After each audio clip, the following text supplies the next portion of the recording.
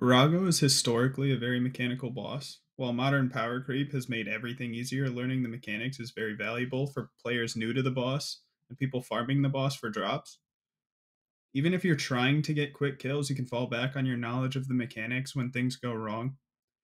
You'll encounter quite a few mechanics throughout the fight, and there are multiple ways to deal with each of them. In this guide, I'll show you good options for each of them in a duo.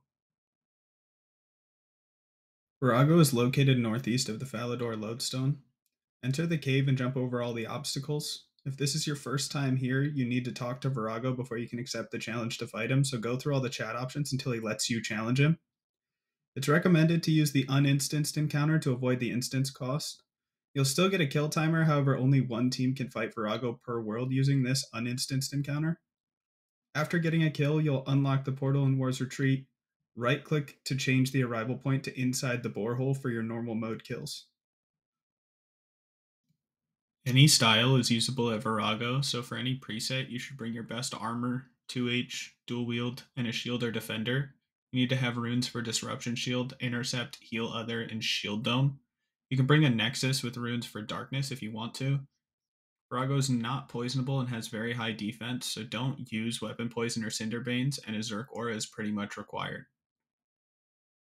For your inventory, you should have an Overload, a Vit Pot, and a Dren Pot, Prayer Restoration, Food, and Brews. It's standard to bring a few dummies as well. I'd recommend having at least 2 between the team for the end of Phase 2 and Phase 4. An Excalibur will provide some extra healing throughout the fight, and a Great Gunkin can be used for the start of the fight. Magic is the style that's going to struggle the most with hit chance, so if there's a mage on the team, someone needs to bring a Statius Warhammer. The mage will bring a Gothic Staff. You can choose between the Inquisitor Staff or an FSOA. Either is fine to use, but the Inquisitor Staff has a lower hit chance and higher damage. The FSOA has a higher hit chance but lower damage. If you're primarily using the Inquisitor Staff, you should bring the FSOA as a switch anyway. You need runes for Insight, Fear, Exsanguinate, and Spellbook Swap in addition to the other spells mentioned. The mage should use a Smoke Nihil for their familiar. Melee has a lot of options for spec weapons. The Dragon Scimitar gives 25% increased accuracy to slash weapons, which includes Lang's EZK and Scourge, and it doesn't need to be in an EOF. Claws are your main damage dealing option, with weapons like the Dragon Halberd and Longsword as alternative options when you're doing specific strategies. Statius Warhammer is a good option to have as well. If the bomb tank is using melee, they need to bring a scythe, and meleeers can choose between Calg or Blood Nihil for their familiar. For range, you'd bring an Eldritch Crossbow. In addition to increasing the damage you're dealing, this spec also can damage Vorago on phases where he's undamageable by other sources. The Saren Godbow deals massive damage. Hammer's always a good option, and you can choose to bring a Dark Bow as well. Blackstone arrows are the most important ammo you'll use. They reduce the target's armor rating, but you'll have to reapply them every phase. When arrows increase your accuracy with thresholds, full arrows deal the highest damage, but reduce your accuracy, so if you're going to bring these, use them on special attacks only. You can also bring Hydrix bolts if you have a crossbow switch, and the ranger should use a Shadow Nihil. So for Necromancy, you want to bring the Tier 70 Death Guard. The special attack deals good damage. You bring a switch with the flanking perk on it. Flanking, in this case, will increase the damage of Soul Strike when used on a target facing away from you. Make sure you have all the runes and ectoplasm in your nexus for incantations like Split Soul, Death Mark, and your conjures. Necro users should bring an Ice Nihil. In Duo Vorago, there are 2 roles, the base tank and the bomb tank. The base tank will stay in melee distance of the boss and have the boss provoked for the majority of the kill. The base will primarily take melee hits. The bomb tank stands further away from the boss and primarily takes magic hits. The last thing to know before starting the fight is Vorago is a boss that changes some mechanics based on a weekly rotation. There's 6 of these rotations, and in order from easiest to hardest, in my opinion, these rotations include Teamsplit or TS, Scopulus or Scop, the End or Purple Bomb, Ceiling Collapse or Ceilings, Green Bomb or GB, and Vitalis or Vit. The only week I really don't recommend learning on is Vit. To find out which week you're on, open up the Adventures tab, go to Beasts, go to Vorago, and it'll tell you. Phase 1 and 2 are unchanged regardless of the week. One player must challenge Vorago to start the fight. Typically, this is the base tank. If someone else challenges the boss, you must accept the challenge in order to join the group. After being challenged, a timer will appear above Vorago's head. When this time runs out, you and your team will be hit for 70% of your max HP, and the fight will begin. This damage cannot be reduced by any defensives. Players will typically drink a power burst of vitality potion or a vit pot on the same tick the damage comes through. This does not increase the damage dealt to the player, but the player gets a larger HP pool, effectively halving the damage of this hit. If you drink the vit pot too early, the damage will be increased. It's also common to just do nothing about this hit. It'll be about 7,000 damage, and you have time to use your Excalibur and eat to heal back up before Vorago can start hitting you on Phase 1. Phase 1 is completed by climbing on Vorago's back, removing a Maul of Omens piece, then killing the boss. The boss HP bar will continually reset after dropping below 12,500 if the Maul piece is not obtained. The general strategy is to have the bomb tank climb up to retrieve the Maul piece, and have the base tank deal as much damage as they can, then quickly killing the boss after the bomb tank has jumped. On Phase 1, there are 3 different ways Vorago can damage you. He'll throw blue and red bombs at the player furthest away but still in attack range, and melee hits to the players in melee distance. Blue bombs are the standard magic auto. Any player within a 3-tile radius of the player receiving the bomb will be hit with magic damage. The melee hits deal damage to the player Vorago is targeting, any player within 2 tiles of that player, and anyone within 1 tile of Vorago. Both melee attacks and blue bombs can be reduced by defensive abilities. The red bombs deal typeless damage. This will be a base 2000 hit, but if another player is within a 5 square radius of the player receiving the bomb, the damage will get increased by 1000 per player. In a duo, this means you'll take at most 3000 damage from this bomb. If the other player in range is within a 2-tile radius, they'll receive the same damage as the player receiving the bomb. The red bomb will clear any active defensive abilities, put all defensives on a short cooldown, and take 5% adrenaline from the player receiving it. As a general rule, the base and bomb will stand far enough apart for the base to never receive magic damage from bombs, and for the bomb tank to never receive melee damage from Vorago. When the red bomb comes out, Vorago will always send a blue bomb with it. This blue bomb targets the ground where the player was standing. You can effectively dodge this blue bomb by moving 4 tiles away in any direction. This bomb will always hit you before the red if you're standing still, so you're safe to use a defensive on this one bomb, knowing that the defensive will get cleared immediately after. As the bomb tank, you're responsible for climbing on Vorago's back and retrieving the Maul piece. So stand next to the rock and spam click it. By squeezing past this rock on the first tick you can, then surging immediately after, you'll dodge the blue bomb that Vorago sends out. Climb the next obstacle, surge north, and disruption shield. Climb the next obstacle. Wait until you run around the corner, then surge north and bladed dive to the next obstacle and climb over it. Run to the Vogue spot. From here, wait for the base to pull the boss east of the jump spot, then provoke the boss. Wait for the base to provoke the boss back so Vorago is facing away from you, then jump on his back. When his HP is close to 12.5k, make sure you have a free inventory spot because the Maul piece is going to be placed in your inventory. After jumping, you'll be stuck in an animation taking blue and red bombs. You can debilitate with a shield equipped before jumping to reduce the damage taken during this time. Make sure you're at high HP before you jump. As the base tank, you're responsible for lowering Vorago's HP. Your goal is to have Vorago as close to 12,500 HP as possible by the time the bomb tank is ready to jump.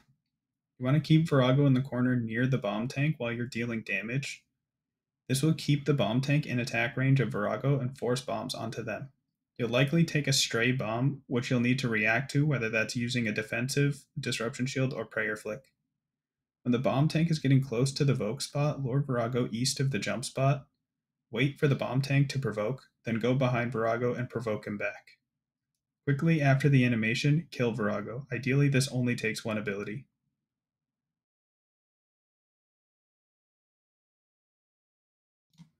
Phase 2 is completed by kicking 2 gravity fields into Vorago, completing the bring him down, then killing the boss. This phase has a set rotation and is time gated. Generally, you want to try to keep Vorago in the center on this phase so you don't have to move him to get the gravity fields in. On drop, Vorago will start with 5 bleeds indicated by a dismember icon on your debuff bar.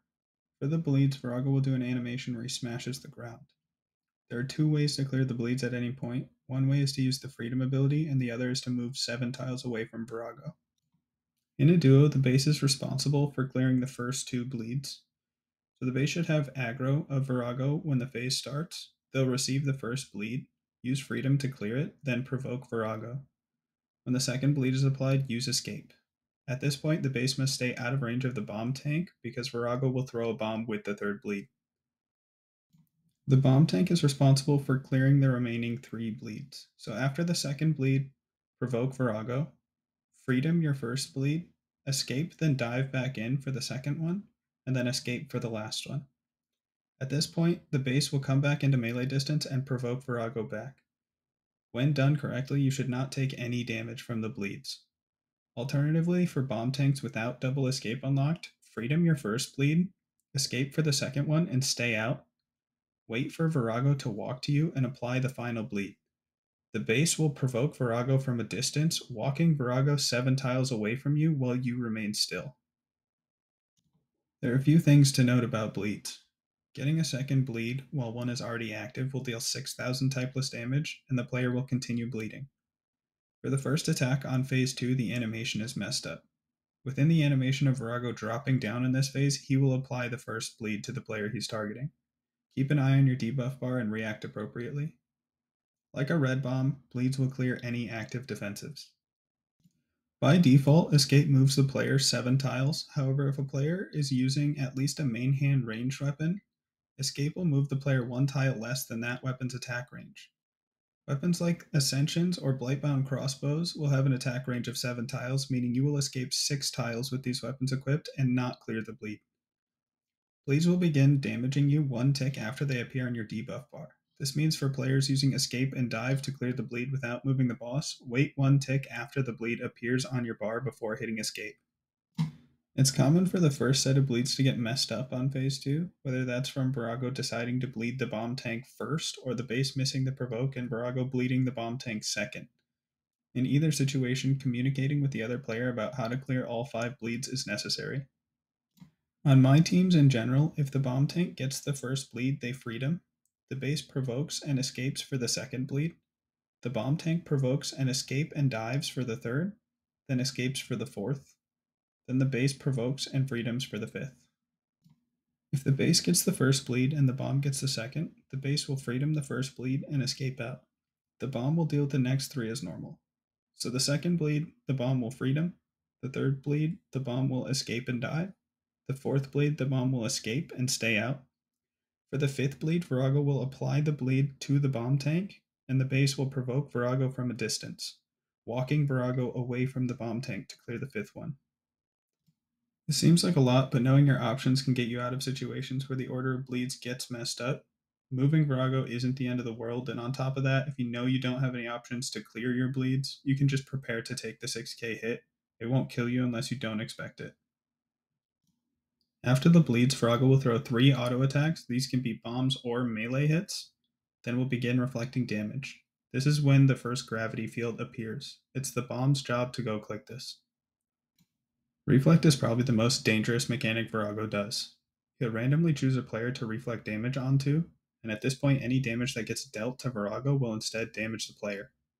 On top of that, if the ability used on Vorago happens to have effects like stuns or bleeds, these will be applied to the player as well. To deal with this mechanic, simply stop attacking or off the boss. Defensives will mitigate damage being reflected, so in the case of mistakes, a resonance or a devotion can be used to survive. Reflect will last 3 auto attacks before Vorago throws a red bomb and is attackable again.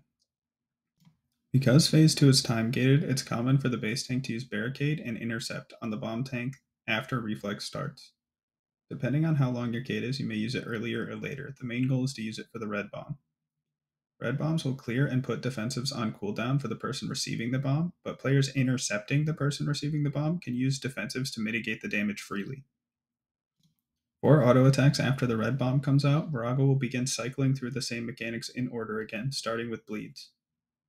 For the second gravity field, it's recommended for both players to try to get there as quickly as possible. This will move Vorago, but it doesn't matter because this is the last orb you need to do.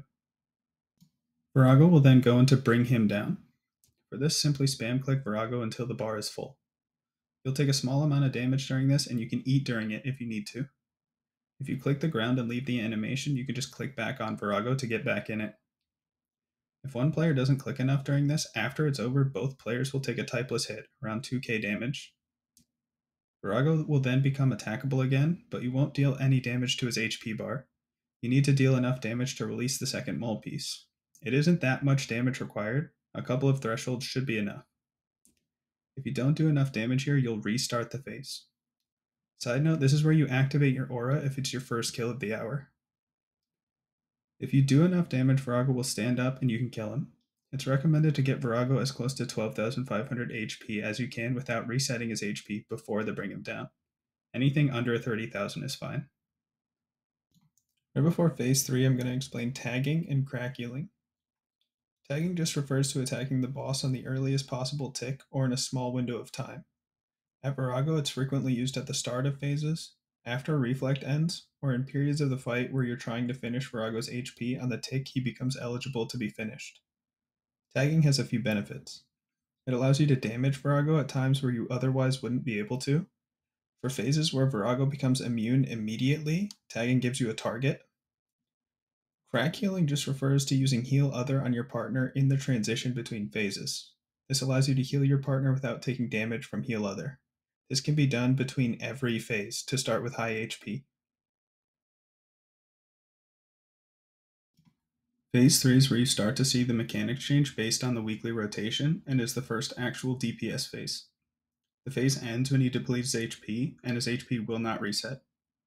It's typical to use a combat dummy at the end of phase 2 to enter phase 3 with full adren and optionally buffs like Natural Instinct, Dragon Scimitar, and FSOA special attacks. Many buffs don't stay through the phase transition like crit buffs from Tsunami and Incendiary Shot, so as you try new strategies, keep an eye on what's actually staying through the transition. Phase 4 is also influenced by the week you're on, but unlike phase 3, it's time gated. Generally, you want to mitigate as much damage as possible and then kill the boss as soon as it can be killed. A common strategy on phase 4 is to skip the stone clone mechanic. I'm going to explain how to do this once here because it applies on every week. 3 auto attacks after the waterfall mechanic, Vorago will spawn a stone clone of the bomb tank. This clone attacks the bomb tank with the same style they are using and can stun you. After the clone spawns, Vorago does many auto attacks before the next mechanic. If the base is the only player in attack range when Vorago tries to spawn the clone, he'll skip spawning the clone and the many auto attacks that come after it. Skipping this mechanic saves a lot of time on this phase. To do this, right out of the waterfall, the base tank steps under Vorago and turns run off. Vorago will walk at the player's walking speed in a random direction. The base will walk the direction Vorago is going to the edge of the arena. While Vorago is moving, the bomb tank will go to the opposite edge of the arena. 2 things to remember about this as the base tank. If this is the first waterfall in the phase, you need to provoke Vorago before you can walk in. And if your bomb tank gets out of range quickly, you may receive bombs, so be ready to deal with both melee and magic hits for a short time. After the last waterfall, Vorago releases the last mole piece and can be killed. After killing him, the bomb tank should retrieve the last mole piece and assemble the mole sometime before Vorago spawns on phase 5. On phase 5, Vorago isn't killed by depleting his HP. Rather, as the players deal damage to Vorago, he'll walk backwards. As the players take hits from Vorago, he'll push forwards. The kill is completed by pushing Vorago all the way to the end of the arena, going into melee distance and using the Maul of Omens. If Vorago pushes forwards all the way to the end of the arena, he'll insta-kill the players. Every melee auto or bomb the players receive, Vorago will push the players back 1 tile. Barricade and Disruption Shield completely mitigate this pushback. Debilitate and a 50% shield dome partially mitigate this pushback. Defensives like Devotion and Reflect do nothing to mitigate the pushback. For every week, the bomb tank will stand on the north wall and the base tank will stand on the south wall, and like every other phase, the bomb tank should be further away from Vorago than the base. If the base tank is not using melee, they should try to stay out of melee distance as well. This will ensure the bomb tank is the only player taking autos, and this makes it easier to mitigate pushback. It's also important to note that while Vorago is moving, he cannot attack. Bleeds are a little different on phase 5. They can go on either player regardless of who Vorago is targeting, and there's only 3 of them. They're cleared by using Freedom or moving 6 tiles from the tile you received the bleed on. To deal with bleeds on phase 5, keep an eye on your debuff bar when you're anticipating the first bleed. Use Freedom to clear the first bleed, and then both players will stand in melee distance in the middle of the arena. This ensures that both players can escape to clear subsequent bleeds. Movement abilities can be used off global cooldown, so if you got a bleed right when you used another ability, it may be a better option to escape or dive instead of waiting for the global cooldown so you can use Freedom. Because the bleeds are random, one player can get all 3. If this happens, Freedom the first, escape the second, and stay out there. If you turn off Run after the second bleed, you'll stay at max distance and be able to barge or dive back in for the third. Now that all of the important general information has been covered, I'm going to take you through phase 3 through 5 on every week. From this point on, I'm going to explain general strategies and week-specific mechanics. For Teamsplit week, Vorago will immediately spawn 2 Teamsplit boxes and assign each player to one of them. There's a red box and a blue box. Text will appear on the screen, written in the color corresponding to the box you need to go in, and your character will also become this color. In a duo, one of you will always be assigned the red and one will always be assigned the blue. When Vorago spawns these boxes, he will begin charging an attack and become unattackable. If you aren't in the correct box in time, you'll take a typeless 8,000 damage hit. When the boxes are spawned, any active defensives will be cleared. After the first box, he'll use 3 auto attacks, then start Reflect. After 3 more auto attacks, he'll spawn another box. Then he'll do 3 more auto attacks, send a red bomb, and 4 more autos, and then the phase repeats back to the first box. Your goal is to finish the phase before the third box. To do this, the general strategy is to tag the boss with some damage or debuffs, then build to 100 adren in the box. Depending on how long your ultimate is, you may want to use it right when Vorago becomes attackable again, or save it for after the second box. Deal some damage before Reflect, then tag him out of Reflect. To tag out of Reflect, attack right when Vorago uses his third auto attack. As a higher risk, higher reward strategy, you can opt to use Reprisal and a Vit Pot instead of going into the second Teamsplit box. This will deal the 8k to you, but Reprisal will deal that damage back to Vorago. After that, finish Vorago.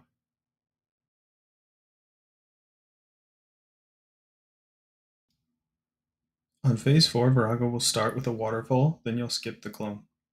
If you successfully skip the clone, he'll spawn Teamsplit boxes. After the box, he'll do 3 autos, then bleeds.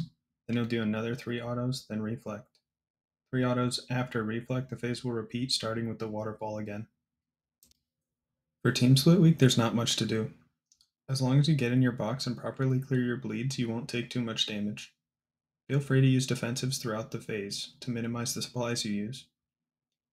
Keep in mind that every waterfall, Teamsplit box, and bleed will clear your defensives. As the phase is coming to an end, try to get his HP close to 12.5k so you can easily finish him out of the last waterfall.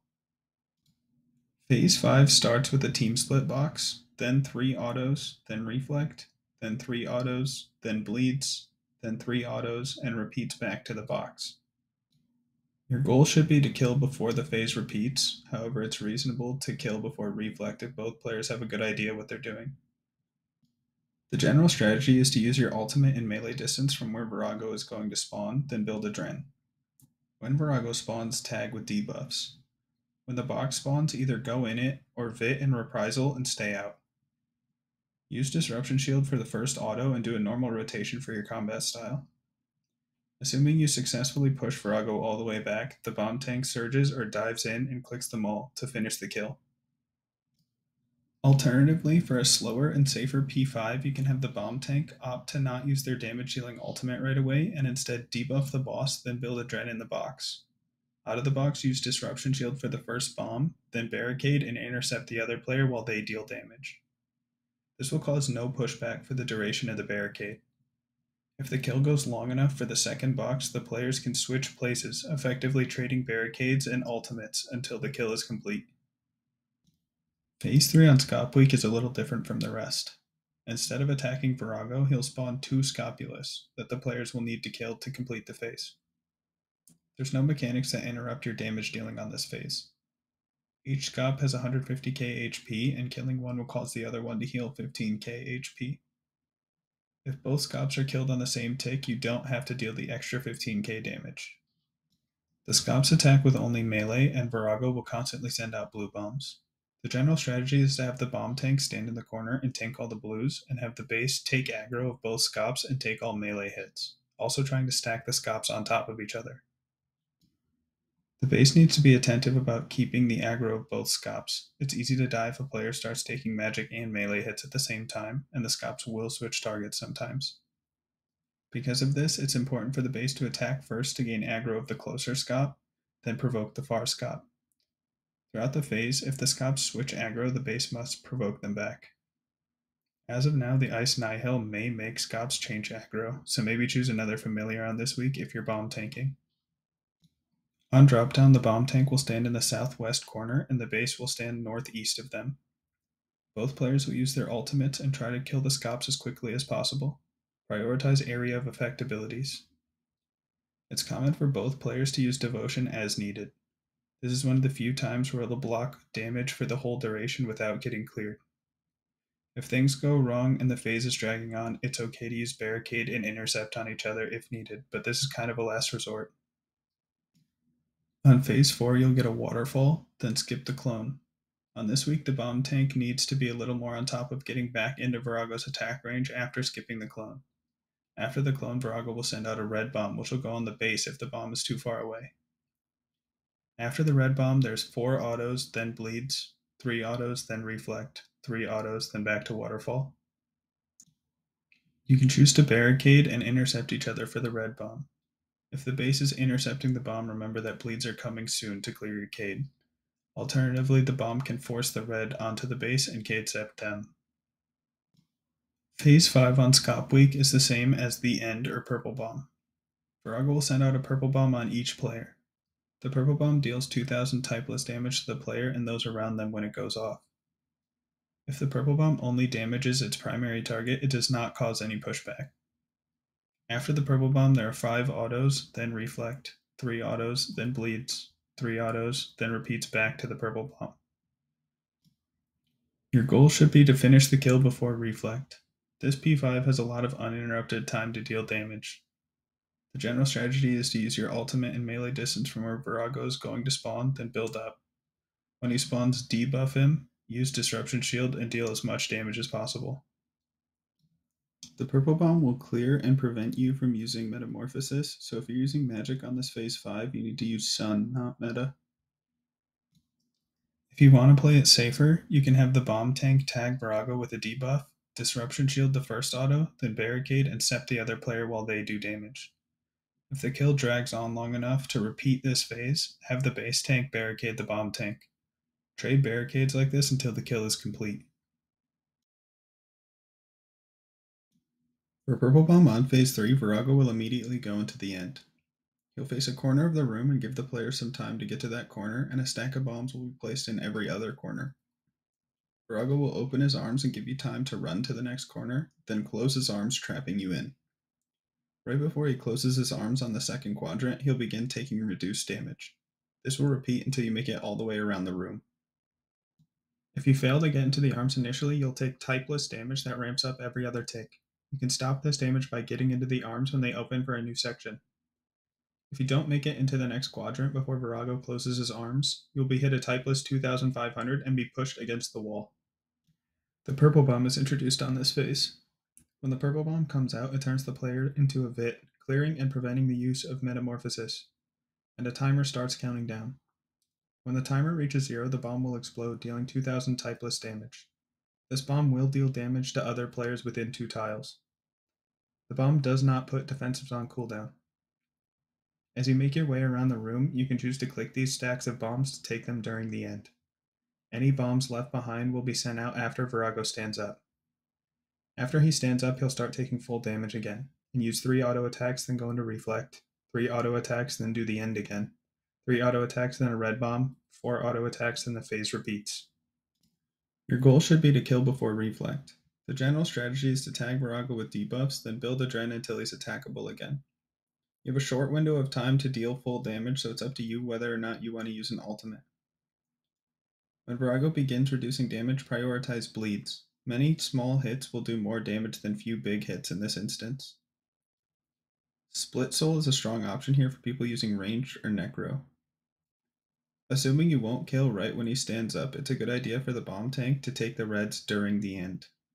There are 3 red bombs. Remember that reds do more damage if you're too close to another player, so ensure you're far from the base if you're taking the bombs here.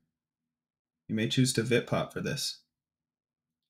Taking the reds here removes them from the onslaught of bombs you get when he stands up, so you can use defensives if you need to help you get through it. Make sure you have Adren and your strong abilities are off cooldown for stand up. If you know your phase is going to drag on, make sure one of you takes the red bombs during the end, and then the other player can use Barricade and Intercept on stand up. Phase 4 starts with the waterfall and then skip the clone. Then Vorago will go into the end. Because Phase 4 is time gated, it's a good idea to have the bomb tank take the reds, and then the base will Cade-Cept them. If you're the base doing the intercepting here, don't extend the intercept. After stand up, assuming the reds have been taken care of, the bomb tank is free to Cade-Cept the base. This drastically reduces the amount of damage taken on this phase. After stand up, there will be 3 autos, then a red bomb, 4 autos, then reflect, 3 autos, then the phase repeats from the waterfall. You can optionally reverse the roles. If the base takes the red bombs during the end and then the bomb Cade-Cepts them, then the base can Cade-Cept on stand up. This gives you the advantage of maybe having the bomb tank Cade-Cepted for the red bomb that comes 3 autos after stand up. On phase 5, Vorago will send out a purple bomb on each player. If the purple bomb only damages its primary target, it does not cause any pushback. After the purple bomb, there are 5 autos, then reflect, 3 autos, then bleeds, 3 autos, then the phase repeats back to the purple bomb. Your goal should be to finish the kill before reflect. This P5 has a lot of uninterrupted time to deal damage.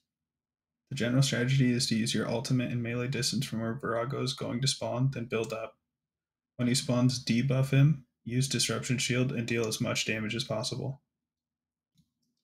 If you want to play it safer, you can have the bomb tank tag Vorago with a debuff, Disruption Shield the first auto, then Barricade and Cept the other player while they do damage. If the kill drags on long enough to repeat this phase, have the base tank barricade the bomb tank. Trade barricades like this until the kill is complete. For ceilings week, make sure you turn on shadows in your graphics settings. Phase 3 starts with the ceiling collapse. A shadow will appear on the floor where the rock will fall from the ceiling. If you're standing in its range when it falls, you and all other players in the area will share 8,000 damage. After the ceiling collapse, Raga will do 3 auto attacks, then will jump to a different spot in the room and start reflect. After 3 autos, there will be another rock, and Raga will jump to a new spot again. There are 3 more autos, then a red bomb, then 4 autos, then the phase will repeat. You can destroy the rocks by right-click destroying them. Clearing a rock deals 4,000 typeless damage. This damage can be barricaded. On phase 3, generally you don't want to worry about clearing the rocks. Your goal is to kill before the red bomb. To do this, use your ultimate ability on drop and build up. Dump damage onto Vorago until reflect. Remember that Vorago is going to jump quickly after the first rock fall, so if you're using Sun or Death Swiftness, make sure you place them near the center of the room and also between multiple rock fall locations, so the rock doesn't completely nullify your ult. There won't be much time left on your ult out of reflect, so it's a good idea to charge a detonate or stall an ability during reflect. After reflect, just use strong thresholds and special attacks until the phase is complete. This is one of the weeks that is much safer if you deal a lot of damage on this phase. Heading into phase 4, any rocks on the ground at the end of phase 3 will fall in the same spot right at the start of phase 4. So take note of a safe location to stand and go there right when the phase starts. The first mechanic is waterfall. Rocks can be in the corner with the waterfall, so it's best for the player with more HP to clear the rock. You can choose to Vit Pot this rock as well. Next, skip the stone clone. If there are any rocks in the cardinal sections of the room when walking Vorago for the stone skip, he may choose to walk in the direction of the rock. When he reaches the rock, he'll change directions. Keep an eye out for this as a bomb tank trying to get out of attack range. After 3 auto attacks, Vorago will drop a rock, do 3 autos, then bleeds, do 3 autos, then reflect, 3 autos, then repeat the phase. If the rocks are annoying you, you can use Barricade and clear all the rocks on the ground without taking any damage. Remember that the waterfall will clear your Cade, so be smart about when you choose to do this. On Ceilings Week, you can actually skip the bleeds on phase 4. To do this, after Vorago drops the rocks and jumps, get him stuck on a rock so both players are out of melee distance. You'll apply the first bleed to the base, then both players will spam click Cease. You'll know you skip the bleeds when Vorago starts throwing bombs. At this point, it's safe for the base to go back in, and Reflect is coming quickly after. Phase 5 starts with a Teamsplit box, then 3 autos, then Reflect, then 3 autos, then bleeds, then 3 autos, and repeats back to the box. Your goal should be to kill before the phase repeats, however it's reasonable to kill before Reflect if both players have a good idea what they're doing. The general strategy is to use your ultimate in melee distance from where Vorago is going to spawn, then build a Dren. When Vorago spawns, tag with debuffs. When the box spawns, either go in it or Vit and Reprisal and stay out. Use Disruption Shield for the first auto and do a normal rotation for your combat style. Assuming you successfully push Vorago all the way back, the bomb tank surges or dives in and clicks them all to finish the kill. Alternatively, for a slower and safer P5, you can have the bomb tank opt to not use their damage dealing ultimate right away and instead debuff the boss, then build a Dren in the box. Out of the box, use Disruption Shield for the first bomb, then barricade and intercept the other player while they deal damage. This will cause no pushback for the duration of the barricade. If the kill goes long enough for the second box, the players can switch places, effectively trading barricades and ultimates until the kill is complete. Green Bomb is one of the less forgiving weeks for learners, but is also one of the quickest weeks for experienced players. This week heavily rewards dealing a lot of damage quickly.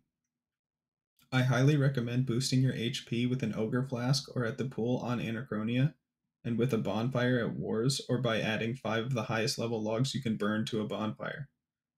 If you have gear that boosts your HP like Crypt Bloom or Death Warden, wear this when you're boosting HP, it'll give you a larger boost.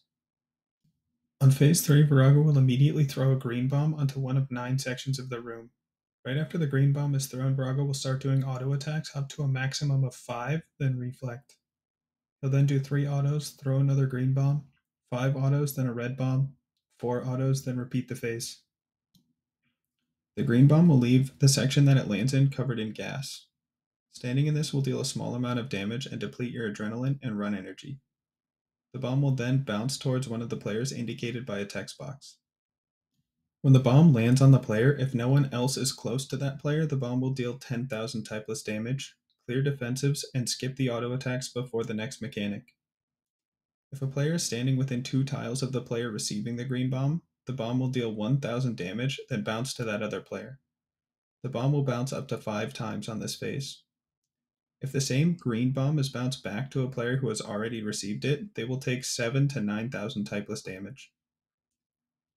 Every time the bomb bounces, it resets defensive abilities. There's very little utility in bouncing the green bomb in a duo. The only real reason you would is if the player receiving it cannot handle the 10k hit. Because of this, I'm going to focus on explaining the phase assuming you never bounce the green bomb. Your goal in this phase should be to kill before the second green bomb lands. If a green bomb is on its way to a player when the boss phases, the green bomb will not deal damage. Drop, use your ultimate. If this is Sunshine or Death Swiftness, place it between at least 2 sections so you can avoid standing in the gas. Deal as much damage as you can before Reflect. The player receiving the green bomb will use a Vit Pot on it. Reflect will happen quickly after the green bomb deals 10k damage. After 3 autos, you're back on. Kill before the second green bomb lands. If you're not going to kill before then, the player who didn't Vitpot the first bomb will have to Vitpot the second. That may mean intercepting the first player. Just keep in mind you're now taking that player's auto attacks without barricade. Phase 4 starts with a waterfall, then skip the clone. Vorago will then send out the green bomb. When that lands, he'll start bleeds. After 3 autos, he'll reflect, and then 3 more autos, and he'll repeat the phase. Because phase 4 is time gated, whichever player the green bomb is not on will cadecept the player receiving the bomb. If this is the base, remember bleeds are coming quickly after to clear your cade. If the green bomb goes on the same player twice in a row, barricade won't be off cooldown yet. That player must tank the 10k normally with a Vit Pot. Keep in mind that using a Vit Pot on the second green bomb here may mean you won't have it for phase 5. Alternatively, if you don't want to use your Vit Pot on phase 4, get your HP as high as possible before the green lands. This means equipping a shield, activating the Fortitude Prayer, and overhealing with a Rocktail or better and a Brew. This will put you well over 10,000 HP to take the hit. It may also stack with an auto though, so keep that in mind. Phase 5 starts with a green bomb, then 5 auto attacks, then reflect. If the green deals the 10k, the remaining autos before reflect are skipped. 3 autos after reflect, you'll get bleeds. 3 autos after bleeds, the phase will repeat. Your goal should be to kill before the second green bomb. To do this, you will use your ultimate in melee distance from where Vorago will spawn and build up. Do a normal rotation for your combat style. If the base is not using melee, make sure you're out of melee distance. Whoever receives the green bomb, use a Vit Pod to tank it. Quickly after the green lands, Vorago will begin reflect. Prepare to deal damage out of reflect. When you successfully push them all the way to the end of the arena, the bomb tank surges or dives in and clicks them all. If you want to take it slower, both players can choose not to use their ultimates right away and prepare to barricade and intercept the player getting the green bomb. Whoever the green is on will then use their ultimate and deal as much damage as possible. When the barricade ends, the player who used it can use their ult and help deal damage. If you get multiple green bombs on this phase, barricade will still be on cooldown assuming you used it on the first one. When the second green bomb comes out, quickly decide whether or not you're able to kate it and react accordingly. This typically means using a Vit Pot if it's on the same player twice in a row. On Vit Week, Phase 3 starts with a Vit Orb. Vorago will send an orb to one of the sections of the room, and when that orb lands, it'll deal 2,000 typeless damage to anyone close to it. After the orb explodes, 5 Vitali will spawn. Vits attack you with melee only. For every player in range of that orb, when it lands, 1 less Vit will spawn, so in a duo you can get this down to 3. The reason this week is so difficult is because these Vits act as barriers and constantly change targets. They block your line of sight to Vorago and they block you from walking. You can kill them, but your time is best spent killing Vorago quicker, so you have to deal with Vits for a shorter amount of time. After the Vit Orb is launched, Vorago does 3 auto attacks, then reflect, 3 auto attacks, then another Vit, 3 auto attacks, then bleeds, 3 auto attacks, then repeats the phase back to the first Vit Orb. In a duo, because there will be so many Vits running around blocking you from moving, bleeds are incredibly difficult to deal with on phase 3. Your goal should be to kill before the base takes a third bleed. To do this, deal as much damage as you can before reflect. Depending on how long your ultimate is, you may want to use it right on drop or wait until after reflect. The base can stay in melee distance to Vorago, so they'll never be blocked from attacking, while the bomb should be close but out of melee distance so bombs still go on them. As the bomb, you can try to kite the Vits around so when reflect ends you have time to deal damage. The easiest strategy here is just to finish the phase as fast as possible. As an alternate strategy, both players can choose to stand next to each other in melee distance from Vorago. This will mean that both players will receive both style auto attacks, but neither will get blocked from attacking. The players take turns devocepting each other. This is quite difficult to do because you need to accurately prayer flick both styles and is very punishing if you miss your flick. After the second Vit Orb, the bomb tank can Cade Sept the base for the bleeds. This will null all the damage from the bleeds and the base will only have to clear the 5th one.